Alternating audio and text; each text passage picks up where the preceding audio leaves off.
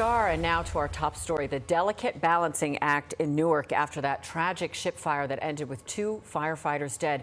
Crews continuing to battle the flames days later, while also dealing with making sure the cargo ship does not tip over. The ship's owner says there were no hazardous cargo nor electric cars on board. So far, no fuel spills as well have been detected. This as the structural integrity of the vessel is being monitored and the investigation continues. Pix 11's Kieran Dillon is live for us this morning in Newark with the latest. Kieran, good morning. Hi, good morning, Henry and Kirsten. Yes, well, this investigation is complex, and the Coast Guard says that maritime fire experts have actually been brought in to try to help figure out exactly what happened. This as we learn more about the 2 Newark firefighters who were killed battling this fire. The fire is going to burn for a couple more days, probably. Firefighters continue to try to contain the fire on the Newark cargo ship. They're working to cool the vessel and make sure the fire stays on the top decks.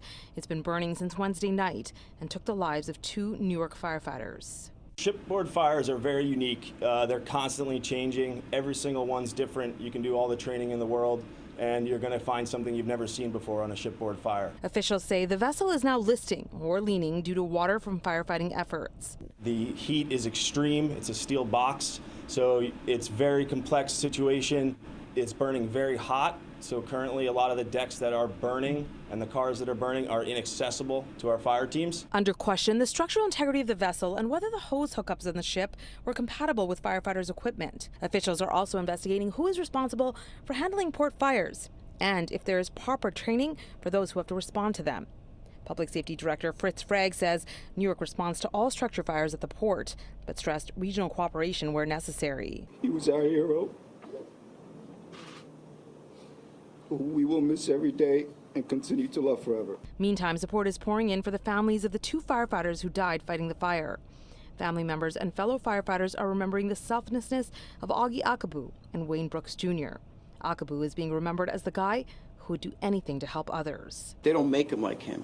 He was tough as nails and sweet beyond belief. Wayne Brooks Jr. leaves behind 2 daughters and his wife, Michelle. He could have had any job that he wanted in this region, but he picked being a firefighter. So both men's funerals will be taking place at a Newark church later this week on Thursday and Friday, respectively. Meantime, as for this investigation, officials say that right now it actually can't start formally because it can only start once the fire is actually out. And of course, there's no exact timeline on when that will happen. That is the latest from Newark, New Jersey. Kieran Dillon, Pix 11 News.